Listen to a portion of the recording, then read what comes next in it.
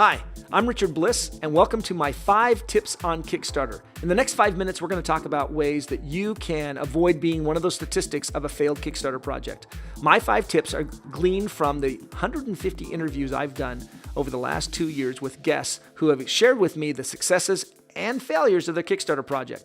My podcast, Funding the Dream on Kickstarter, is where I talk to people about all kinds of projects and what they've done to be successful and what they've not done to actually realize failure. I want to share with you 5 quick tips that'll help you be successful and avoid being one of those statistics of a failed Kickstarter project. Let's start with number 1. Number 1, don't focus on the money, focus on the backers. What I mean by this is that you already know that it's hard to ask for money. That's why you're watching this video. You're struggling to ask for money because it feels like begging. Don't beg your friends and family and strangers for money. Beg them for their support. And what this means is that you would rather have 1,000 backers giving you $1 than one backer giving you $1,000. Go find those backers. If you have a tough time asking people for money, then set a goal of 10 backers a day and go make a $1 pledge level and ask people to pledge $1. Guess what? If they pledge, it'll be more than $1. They're not just going to go to all that effort just to give you $1, but they'll feel comfortable because they don't feel like you've asked them for money. You've simply asked them for support. So set goals and milestones based on the number of backers that you have rather than the amount of money. The money will come. It's the backers you're looking for. Speaking of backers, how viable is your project? Tip number 2, you need to go do a litmus test. You need to put it out there and find out how much energy is around your idea. And you do this with social media. Create a Facebook page for your project. Now, can you get 100, 200, 500 people to click on like? Those 500 people probably won't become backers. Statistics show that social media like Facebook doesn't generate a lot of backers. But what it does do is generate a lot of interest in your project. You can determine whether your project has legs if you can get people to click on like. If you can't get anybody to click like on your project, how are you going to get them to give you money? Use social media like Twitter, Facebook, YouTube, Pinterest, and other ways to actually generate and show your content and see if you can get some energy for that. So that's number 2. Use social media to find out if you have a platform and start to build that platform. Because once it's built, you'll be able to use that to communicate to your fans the projects that you're doing. Number 3, communicating to Kickstarter. Tip number 3 is you need to find out as quickly as possible whether you have a project that Kickstarter is going to approve. Kickstarter is going to ask you basically 2 questions. Do you fit into one of our 13 categories, 50 subcategories, and do you meet our guidelines? If that you fail at either one of those questions, they'll reject your project. So you have to find that out as soon as possible. Your project does not have to be perfect.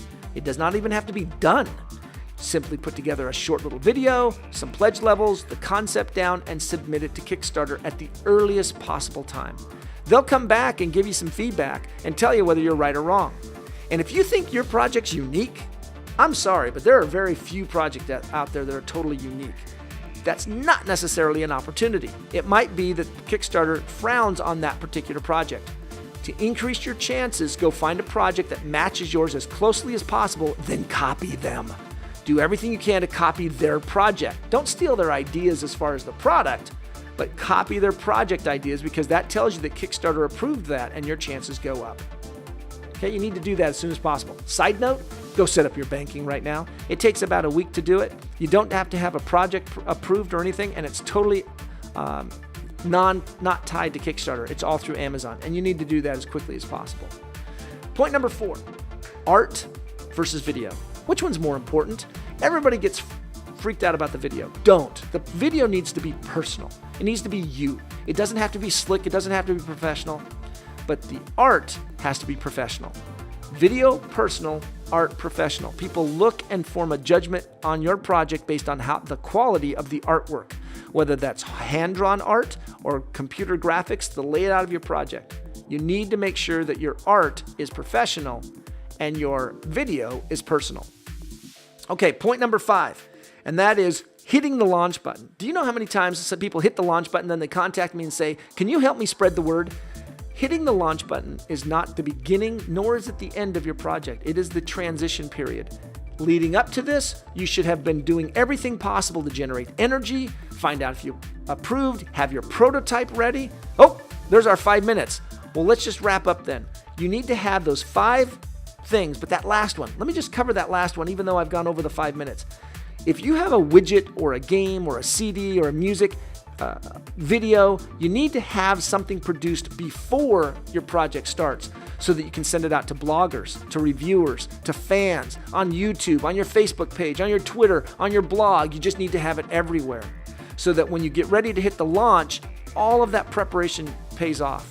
When you hit launch, you should already have a plan in place of how you're going to talk and update your project, how you're going to talk to your backers, how you're going to communicate with them, and the milestones that you're going to hit along the way. That's tip number 5. We've gone over our time of 5 minutes just a little bit, but these 5 tips, remember, beg for backers, not for money. Number 2, build the platform first in social media. Number 3, check with Kickstarter to see if your project's approved. Number 4, the video should be personal, the art should be professional. And number 5, the launch button is the transition from all the preparation you've done before to the next phase as you get ready to launch the project. Hopefully you found these 5 tips to be valuable. You can always visit Funding the Dream on iTunes to get more information, or go back to Fiverr if you'd like to sit down and talk. We can discuss your project one-on-one. I'd love to do that with you. Thanks for watching. Thanks for listening. I hope your project is a success, and we look forward to seeing it on Kickstarter.